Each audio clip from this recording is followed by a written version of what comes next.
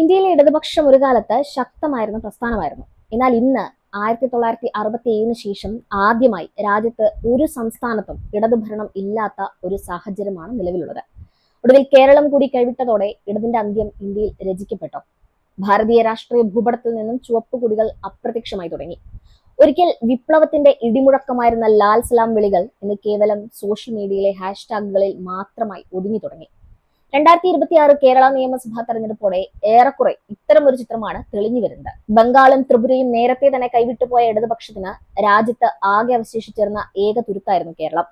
എന്നാൽ 2026 UDF വമ്പിച്ച വിജയവും LDF ദയനീയ തകർച്ചയും പ്രസ്ഥാനത്തിന്റെ വേരുകൾ ദ്രവിച്ചു തുടങ്ങി എന്നതിന്റെ സൂചനയാണ് നൽകുന്നതെന്ന് പരക്കെ കേൾക്കാൻ തുടങ്ങിയിട്ടുണ്ട്.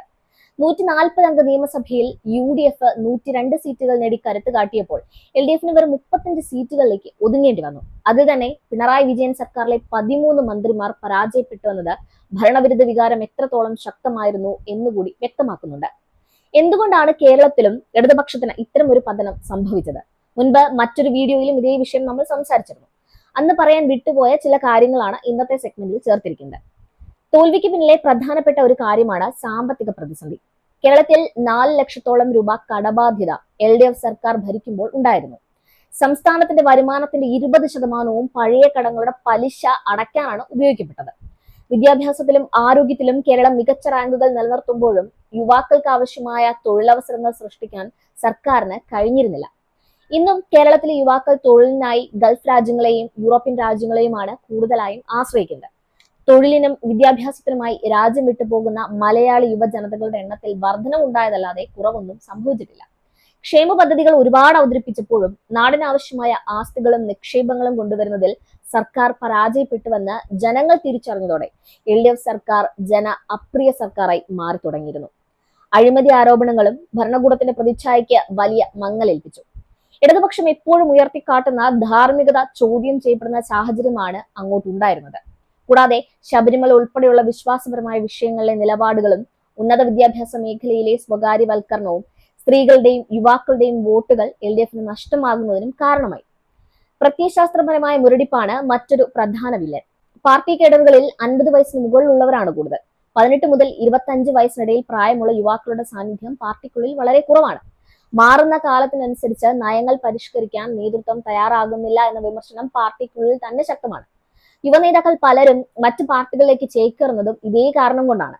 സീനിയോറിറ്റിക്ക് മാത്രം പ്രയോറിറ്റി കൊടുത്ത് അർഹതപ്പെട്ടവരെ തഴയുകയാണ് പാർട്ടി ചെയ്തു വരുന്നത്. ഈ ജനറേഷൻ ഗ്യാപ്പ് എന്ന് പറയുന്നത് ഒരു ഗ്യാപ്പ് തന്നെയാണ്. പക്ഷെ അത് ഇടത് പാർട്ടിക്ക് മാത്രം ഇതുവരെ മനസ്സിലായിട്ടില്ല എന്ന് മാത്രം. ലോകം നിർമ്മിത ബുദ്ധിയെക്കുറിച്ചും ഓട്ടോമേഷനെ കുറിച്ചും സംസാരിക്കുമ്പോൾ കമ്മ്യൂണിസ്റ്റ് പാർട്ടികൾ ഇപ്പോഴും പഴയ മില്ലുകളെയും പണിമുടക്കുകളെയും കുറിച്ച് മാത്രം സംസാരിക്കുന്നത് യുവാക്കളെ അവരിൽ നിന്ന് അകറ്റുകയാണ് ചെയ്തിട്ടുള്ളത്. ലോകമെമ്പാടും ഇടതുപക്ഷം മാറ്റത്തിന് വിധേയമായിട്ടുണ്ട്. ഫ്രാൻസിലെ സോഷ്യലിസ്റ്റ് പാർട്ടി ആയാലും ബ്രിട്ടനിലെ ലേബർ പാർട്ടി ആയാലും മാർക്കറ്റ് ഇക്കോണമിയുമായി ചേർന്ന് പോകുന്ന നയങ്ങളാണ് സ്വീകരിക്കുന്നത്. ചൈനയും വിയറ്റ്നാമും പോലും മുതലാളിത്ത പരിഷ്കാരങ്ങൾ നടപ്പിലാക്കി നിലനിൽപ്പ് ഉറപ്പാക്കി. എന്നാൽ ഇന്ത്യൻ ഇടതുപക്ഷം ഇപ്പോഴും കാലഹരണപ്പെട്ട ചിന്താഗതികളിൽ തളച്ചടപ്പെട്ടിരിക്കുകയാണ്. ഇപ്പോഴത്തെ അവസ്ഥ പരിതാപകരമാണെങ്കിലും ഇടതുപക്ഷം നൽകിയ സംഭാവനകളെ നമുക്ക് വിസ്മരിക്കാനാവില്ല. കാർഷിക പരിഷ്കാരങ്ങളിലും ആരോഗ്യ വിദ്യാഭ്യാസ മേഖലകളിലും അവർ നടത്തിയ ഇടപെടലുകൾ ഇന്ത്യൻ സമൂഹത്തിന് വലിയ കരുത്ത് പകർന്നിട്ടുണ്ട്. ഇന്നും സാമൂഹിക നീതിക്കും തൊഴിലാളികളുടെ അവകാശങ്ങൾക്കും പരിസ്ഥിതിക്കും വേണ്ടി ഉയർന്ന ശബ്ദങ്ങളിൽ അവരുടെ സാന്നിധ്യമുണ്ട്. എന്നാൽ ആ ശബ്ദം ഇപ്പോൾ തെരഞ്ഞെടുപ്പ് ഗോതയിൽ നിന്ന് NGOകളിലേക്കും സർവകലാശാല പ്രതിഷേധങ്ങളിലേക്കും മാത്രമായി ഒതുങ്ങുകയാണോ എന്ന് സംശയിക്കേണ്ടിയിരിക്കുന്നു. ഇടതുപക്ഷത്തിന് ഇനി ഒരു തിരിച്ചുവരവ് സാധ്യമാണോ? അത് സാധ്യമാണ്. പക്ഷേ അതിന് ചില കടുത്ത തീരുമാനങ്ങൾ അനിവാര്യമാണ്. കേവലം സൗജന്യങ്ങൾ നൽകുന്നതിന് പകരം തൊഴിലവസരങ്ങൾ സൃഷ്ടിക്കുന്ന പുതിയ സാമ്പത്തിക നയങ്ങൾ അവർക്ക് സ്വീകരിക്കേണ്ടി വരും. ഡിജിറ്റൽ തലമുറയുടെ ഭാഷ സംസാരിക്കുന്ന യുവ കേഡറുകളെ വളർത്തിയെടുക്കണം. ഭാരതീയ ജനതാ പാർട്ടി ഓരോ സംസ്ഥാനമായി പിടിച്ചെടുക്കുമ്പോൾ ഇടതുപക്ഷം ഓരോ സംസ്ഥാനത്തു നിന്നും തുടച്ചു നീക്കപ്പെടുകയാണ്. ഇത് പ്രത്യയശാസ്ത്രത്തിന്റെ പരാജയമാണോ അതോ നേതൃത്വത്തിന്റെ പിടിവാശിയാണോ? മാറാൻ തയ്യാറാകാത്ത പ്രസ്ഥാനങ്ങൾ ചരിത്രത്തിന്റെ മ്യൂസിയങ്ങളിൽ ഇടം പിടിക്കാറാണ് പതിവ്. ഇന്ത്യൻ ഇടതുപക്ഷവും ആ പാതയിലാണോ എന്ന് കാലം തെളിയിക്കും. ചുവപ്പുകൊടി വീണ്ടും ഉയരണമെങ്കിൽ അത് മാറ്റത്തിന്റെ കാറ്റിനൊപ്പം സഞ്ചരിക്കേണ്ടി വരും.